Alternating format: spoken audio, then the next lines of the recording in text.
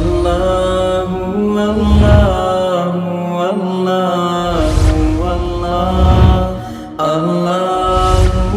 اللہ اللہ۔ بسم اللہ الرحمن الرحیم۔ ہدایت النحو کا چوتھا باب ہے منصوب کی اقسام، سبق نمبر 12 میں خوش آمدید۔ مفاعیل خمسہ کا بیان چل رہا ہے۔ آج کے اس سبق کے اندر ہم مفعول معہ کو پڑھیں گے۔ اب عبارت دیکھ لیں۔ فصل المفعول معہ هو ما یذکر بعد الواو بمعنی مع لمصاحبۃ معمول الفعل نحو جاء البرد والجبات وجئت انا وزیدا ای مع الجبات ومع زید فإن كان الفعل لفظا وجاز العطف يجوز فيه الوجهان النصب والعطف نحو جئت انا وزيدا وزيد وإن لم يجوز العطف تعين النصب نحو جئت وزيدا وإن كان الفعل معنى وجاز العطف تعين العطف نحو ما لزيد وعمر وإن لم يجوز العطف تعين النصب نحو ما لك وزيدا وما شأنك وعمرا لأن المعنى ما تصنع۔ عبارت ہوگی ہے، اس کا ترجمہ دیکھ لیں۔ فصل مفعول معہ وہ ہے جس کو ذکر کیا جاتا ہے ایسی واو کے بعد جو مع کے معنی میں ہو، ساتھ ہونا بتانے کے لیے آتا ہے فعل کے معمول کا، جیسا کہ جاء البرد والجباتی اور جئت انا وزیدن، یعنی مع الجباتی اور مع زیدن۔ اگر تو فعل لفظی ہو اور عطف جائز ہو تو اس میں دو صورتیں جائز ہیں، نصب بھی اور عطف بھی، جیسا کہ جئت انا وزیدن وزیدن۔ اور اگر عطف جائز نہیں ہے تو نصب ہی متعین ہے، جیسے کہ جئت وزیدن۔ اور اگر فعل معنوی ہو اور عطف جائز ہو تو عطف ہی متعین ہے، جیسا کہ ما لزید وعمرن۔ اور اگر عطف جائز نہ ہو تو نصب متعین ہے، جیسے ما لک وزیدن وما شانک وعمرن، اس لیے کہ اس کا معنی ہے ما تصنع۔ عبارت ہو گئی ہے، ترجمہ ہو گیا ہے۔ چلتے ہیں اس کی تشریح کی طرف۔ دیکھیں یہاں سے مفعول معہ کو بتا رہے ہیں۔ مفعول معہ اس مفعول کو کہا جاتا ہے جو ایسی واو کے بعد میں آتا ہے جو کہ مع کے معنی کے اندر ہوتی ہے۔ تو یہ حضرت نے فرمایا کہ مفعول معہ وہ ہے یذکر بعد الواو بمعنی مع، ایسی واو کے بعد ذکر ہوتا ہے جو کہ مع کے معنی میں ہوتا ہے۔ آگے حضرت نے یہ فرمایا کہ یہ فعل کے معمول کا ساتھ ہونا بتانے کے لیے آتا ہے۔ اس کا کیا مطلب ہے؟ دیکھیں اس میں اب یہاں پر یہ سمجھیں کہ فعل یہ عامل ہوتا ہے اور جو فاعل اور اسی طریقے سے مفعول، یہ دونوں فعل کے معمول ہوتے ہیں، کیونکہ دیکھیں فعل فاعل کو رفع دیتا ہے اور مفعول کو نصب دیتا ہے۔ تو فعل چونکہ کام کرنے والا ہے، رفع دینے والا ہے، نصب دینے والا ہے، اس لیے فعل عامل ہے، اور فاعل کو رفع دیتا ہے تو فاعل اس کا معمول بنے گا، یعنی اس کے اوپر عمل رفع آ رہا ہے۔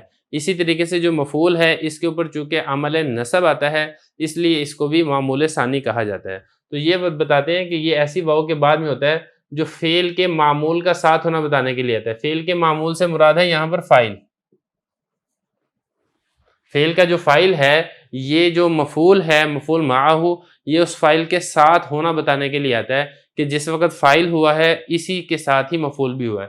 مثال سے بات سمجھ میں آئے گی، جیسے جاء البرد والجباتی۔ اب یہاں پہ دیکھیں جاء یہ فعل ہے جو کہ عامل ہے، اور البرد یہ فاعل ہے جو کہ اس کا معمول ہے، اور یہ واو مع کے معنی میں ہے، اور جبات یہ مفعول ہے۔ اب یہاں پر واو یہ بتا رہا ہے کہ جو جبات رضائیاں ہیں یہ برد یعنی سردی کے ساتھ ہی آئی ہیں، فاعل کے ساتھ ہی آئی ہیں، جو فعل کا معمول ہے مفعول اس کے ساتھ مل کر آ رہا ہے۔ اور اسی طریقے سے یہاں پر بھی ایسے ہے، جئت انا وزیدن۔ جئت یہ فعل ہے اور عامل ہے، انا یہ اس کا معمول ہے اور فاعل ہے، واو یہ مع کے معنی میں ہے، اور زیدن یہ مفعول معہ ہے۔ اب یہ واو یہ بتا رہا ہے کہ جو زید ہے یہ انا کے ساتھ مل کر آ رہا ہے، جو فعل کا فاعل ہے، یا ہم یہ کہیں کہ جو فعل کا معمول ہے اس کے ساتھ مل کر آ رہا ہے۔ یہ بتائیں ای مع الجباتی و مع زیدن۔ یہاں تک تو بات ہوگی مفعول معہ کی تعریف کیا ہے اور مفعول معہ کام کیسے کرتا ہے۔ اب آگے یہاں پہ 3-4 صورتیں ہیں، وہ بھی ہم ایک ایک کر کے سمجھ لیتے ہیں۔ دیکھیں پہلی بات یہاں پر یہ بتائی ہے کہ اگر فعل لفظوں کے اندر موجود ہو اور عطف بھی جائز ہو، یعنی مفعول کا فاعل پر عطف بھی جائز ہو، تو 2 صورتیں ہیں۔ آپ اس کو مفعول معہ بنا کر نصب بھی دے سکتے ہیں، اور آپ اس کو عطف کی وجہ سے معطوف علیہ معطوف بنا کر اس کے اوپر رفع بھی دے سکتے ہیں۔ اس صورت میں معطوف علیہ معطوف سے مل کر یہ فاعل بن جائے گا۔ کیسے؟ یہ میں آپ کو یہاں پہ سمجھا دیتا ہوں۔ اب یہ مثال دیکھیں، جئت انا وزیدن۔ اب یہ جو زید ہے یہ جئت کا فاعل بھی بن سکتا ہے۔ کیسے فاعل بنے گا؟ یہاں پر آپ پہلی بات تو یہ سمجھیں کہ جئت کا فاعل ہے تو ضمیر، اور ضابطہ اور اصول یہ ہے کہ ضمیر متصل پر آپ اسم ظاہر کا اگر عطف ڈالنا چاہتے ہیں تو ضمیر منفصل کے ساتھ ضمیر متصل کی تاکید لانا یہ ضروری ہے۔ اب یہاں پر ضمیر متصل ہے جیتو کی تو ضمیر، اس کی تاکید لائی جا رہی ہے انا ضمیر منفصل کے ساتھ۔ جب اس کی تاکید انا ضمیر منفصل کے ساتھ لائی جا رہی ہے تو اس وجہ سے زید کا عطف انا ضمیر کے اوپر ڈالنا یہ درست ہے، اور معطوف علی معطوف مل کر پھر یہ جیتو کا فاعل بن جائے گا۔ تو اس صورت میں اس کے اوپر رفع پڑا جائے گا، کیونکہ یہ جیتو کا فاعل بن رہا ہے۔ اگر ان کیس یہاں پر انا ضمیر نہ ہوتی، ضمیر متصل کی تاکید ضمیر منفصل کے ساتھ نہ لائی جاتی، تو پھر زید کا عطف جیتو کے اوپر ڈالنا یہ درست نہ ہوتا، لیکن چونکہ تاکید لائی گئی ہے اس لیے عطف ڈالنا بھی درست ہے، اور یہ معطوف علی معطوف مل کر آپ اس کا فاعل بھی بنا سکتے ہیں۔ اور اسی طرح آپ اس کو زیدن کے بجائے زیدن بھی پڑھ سکتے ہیں۔ زیدن جب آپ پڑھیں گے تب تو بہت آسان ہے، اس صورت میں یہ انا، یہ جیتو، یہ تو ضمیر اس کا فاعل ہے، اور انا یہ اسی کی تاکید ہے، یہ دونوں مل کر جیتو کا فاعل بن جائیں گے، واو مع کے معنی میں ہوگا، اور زید یہ اس کا مفعول بن جائے گا۔ تو یہ حضرت فرما رہے ہیں فَإِن كَانَ الْفِعْلُ لَفْظًا، اگر تو فعل لفظوں کے اندر موجود ہے، آپ کو نظر آ رہا ہے، جیسا کہ یہاں پہ اس مثال میں آپ کو نظر آ رہا ہے، وجاز العطف، اور عطف بھی جائز ہو، یجوز فیہ الوجہان، تو اس صورت میں دو طریقے جائز ہیں، دو وجہیں جائز ہیں۔ کون سی دو وجہیں؟ ایک نصب جائز ہے، دوسرا عطف جائز ہے۔ جیسے جیتو انا وزیدن، یہاں پر نصب ہے، نصب کیوں ہے؟ کیونکہ یہ مفعول معہ ہے، اور زیدن بھی پڑھ سکتے ہیں اس کو، جیتو انا وزیدن۔ زیدن کیوں پڑھ سکتے ہیں؟ کیونکہ اس صورت میں یہ معطوف ہوگا، اور معطوف کیوں درست ہوگا وہ میں آپ کو بتا چکا ہوں کہ ضمیر متصل کی تاکید ضمیر منفصل کے ساتھ یہاں پر لائی گئی ہے۔ وَإِلَّمْ يَجُزِ الْعَطْفُ تَعَيَّنَ النَّصْبُ، اور اگر عطف جائز نہ ہو تو پھر نصب ہی متعین ہوگا۔ اس کی مثال ذرا دیکھیں، جیتو وزیدن۔ اب اس مثال میں اگر آپ غور کریں گے تو اس مثال میں آپ معطوف علی معطوف نہیں بنا سکتے۔ کیوں نہیں بنا سکتے؟ وہ وجہ میں آپ کو بتا چکا ہوں کہ جیتو میں تو ضمیر فاعل ہے، ضمیر متصل ہے، اور ضمیر متصل پر اس میں ظاہر کا عطف ڈالنے کے لیے اس کی تاکید ضمیر منفصل کے ساتھ لانا یہ ضروری ہے، اور یہاں پہ چونکہ ضمیر منفصل کے ساتھ تاکید نہیں لائی گئی لہذا زید کا عطف تو ضمیر پر نہیں لایا جا سکتا۔ تو جب زید کا عطف لانا یہ منع ہے تو پھر ایک ہی صورت متعین ہے کہ اس کو آپ مفعول معہ بنائیں، واو مع کے معنی میں ہو، اور زید یہ مفعول معہ ہونے کی وجہ سے اس کے اوپر نصب آئے۔ یہاں تک تو بات تھی کہ جب فعل لفظوں کے اندر موجود ہو، اور اگر ایسا ہے کہ فعل لفظوں کے اندر موجود نہیں ہے لیکن کلام سے سمجھا جا رہا ہے، اس صورت میں کیا کیا جائے گا وہ یہاں سے بتا رہے ہیں۔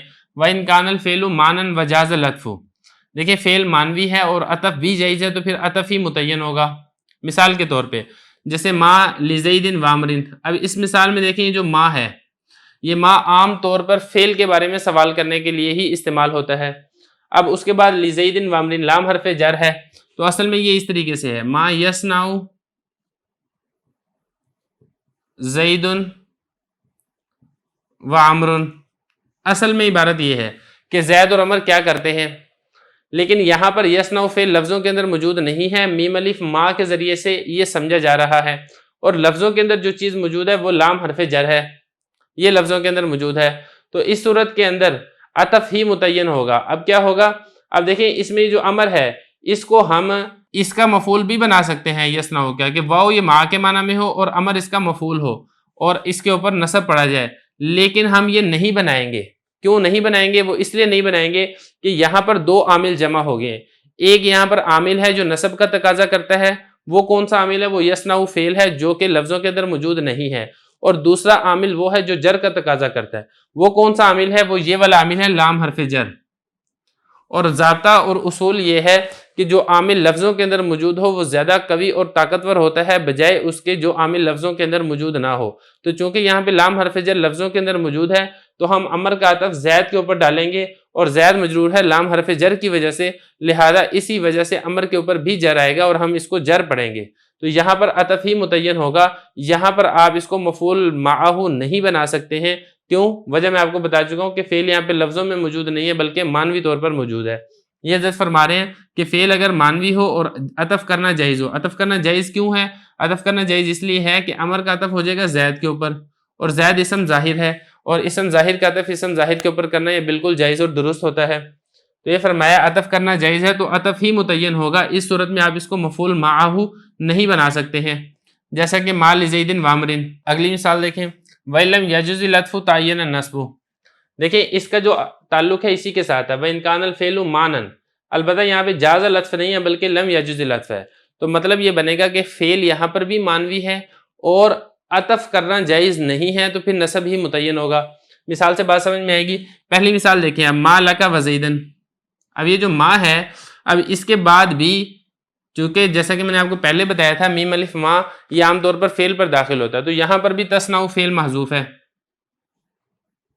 اب یہ تصنع جو فعل ہے یہ لفظوں کے اندر موجود نہیں ہے، تو صرف اور صرف ما یہ لفظوں میں موجود ہے۔ ما لکا وزیدن۔ اب اس مثال میں آپ دیکھیں ذرا، آپ زید یہاں پر آپ اس کے اوپر لام جار کے اوپر اس کے عطف نہیں ڈال سکتے۔ اگر عطف ڈالنا جائز ہوتا تو پھر ہم اس کے اوپر عطف ڈال کے اس کو مجرور پڑھ دیتے، لیکن عطف ڈالنا جائز نہیں ہے۔ جائز کیوں نہیں ہے وہ آپ بات سمجھیں۔ دیکھیے جو کاف ضمیر ہے یہ ضمیر مجرور ہے، اور مجرور ضمیر کے اوپر عطف ڈالنا بغیر اعادہ جار کے جائز نہیں ہے۔ یا تو آپ حرف جر لے کر آئیں اس کے اوپر، زید کے اوپر بھی، تو پھر آپ اس کا کاف ضمیر کے اوپر عطف ڈال سکتے ہیں۔ اور یہاں پر دیکھیں حرف جر کا اعادہ نہیں ہے، حرف جر نہیں ہے، تو پھر آپ بغیر اعادہ جر کے، بغیر حرف جر لائے آپ کاف ضمیر کے اوپر عطف نہیں ڈال سکتے۔ تو جب عطف نہیں ڈال سکتے تو پھر ایک ہی صورت باقی بچے گی کہ یہاں پہ جو فعل محذوف تھا تصنع، اس کو آپ واو مع کے معنی میں بنائیں اور زیدن کو اسی تصنع کا مفعول معہ بنا کر اس کے اوپر نصب دے دیں۔ تو یہاں پر جو ہم نے نصب دیا وہ ایک مجبوری کی وجہ سے نصب دیا ہے، وہ مجبوری یہ ہے کہ یہاں پر عطف ڈالنا جائز نہیں ہے۔ اگر عطف ڈالنا جائز ہوتا تو ہم کبھی بھی اس کو نصب نہ دیتے۔ کیوں نصب نہ دیتے؟ اس لیے کہ جو فعل محذوف ہے یہ عامل ضعیف ہے، اور عامل قوی کے ہوتے ہوئے عامل ضعیف کو عمل دینا یہ جائز نہیں ہوتا۔ یہ تو ہوگی پہلی مثال کہ پہلی مثال میں عطف ڈالنا کیوں جائز نہیں ہے، وہ میں آپ کو بتا چکا ہوں۔ اب جو دوسری مثال ہے اس میں دیکھیں، وما شانک وامرن، اب یہاں بھی شان مضاف ہے اور کاف ضمیر یہ مضاف الیہ ہے، اور اب یہ امر اس میں ظاہر ہے۔ اب اس میں بھی امر کا عطف شان پر نہیں ڈال سکتے، کیونکہ دو صورتیں ہیں، یا تو آپ کاف ضمیر پر عطف ڈالیں گے یا پھر آپ پورے شان کے اوپر عطف ڈالیں گے۔ اگر تو آپ اس کا عطف ڈالتے ہیں کاف ضمیر کے اوپر تو یہ جائز نہیں ہے۔ کیوں جائز نہیں ہے؟ اس لیے کہ کاف ضمیر یہ مجرور ہے مضاف کی وجہ سے، اور اگر آپ ضمیر مجرور پر عطف ڈالیں تو یا تو آپ کو حرف جر کی ضرورت ہوتی ہے یا آپ کو مضاف کی ضرورت ہوتی ہے، اور امر پر نہ تو حرف جر ہے نہ ہی امر مضاف ہے۔ جب اس کے اوپر حرف جر بھی نہیں ہے، یہ مضاف بھی نہیں ہے، تو کاف ضمیر پر تو آپ اس کا عطف ڈال نہیں سکتے، اور اگر آپ اس کا عطف ڈالتے ہیں پورے شان کے اوپر تو پھر بھی درست نہیں ہے۔ پھر درست کیوں نہیں ہے؟ وہ اس لیے درست نہیں ہے کہ اس وقت خلاف مقصود لازم آئے گا، کیونکہ مقصد تو یہ ہے کہ جو مخاطب ہے وہ آپ کی شان، آپ کی حالت کے بارے میں پوچھ رہا ہے اور امر کی حالت کے بارے میں پوچھ رہا ہے۔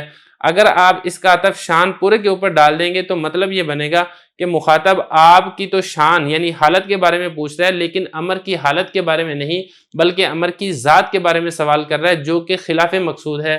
اس وجہ سے امر کا عطف نہ شان کا پورے کے اوپر ڈال سکتے ہیں، نہ ہی امر کا عطف کاف ضمیر کے اوپر ڈال سکتے ہیں۔ تو پھر ایک ہی صورت باقی بچے گی کہ ما کے بعد جو فعل محذوف ہے جو کہ لفظوں میں موجود نہیں ہے تصنع، ہم اس امر کو واو کو ما کے معنی میں لیں اور امر کو تصنع کا مفعول معہ بنا کر اس کو ہم نصب دے دیں۔ تو یہ حضرت نے فرمایا اگر عطف جائز نہیں ہے تو نصب ہی متعین ہوگا، جیسے کہ ما لکا وزیدن اور وما شانک وامرن، اس لیے کہ معنی یہاں پر کیا ہے؟ ما تصنع ہے، ما کے بعد تصنع فعل ہے جو کہ میم الف ما سے سمجھا جا رہا ہے۔ یہ تھوڑا سا دقیق مسئلہ ہے، اس کو ذرا اچھے طریقے سے سمجھنے کی ضرورت ہے۔ تو یہاں تک ہمارا مفعول معہ مکمل ہو چکا ہے، مفاعل خمسہ بھی الحمدللہ مکمل ہو چکے ہیں۔ اس کے بعد ہم انشاءاللہ حال کو شروع کریں گے۔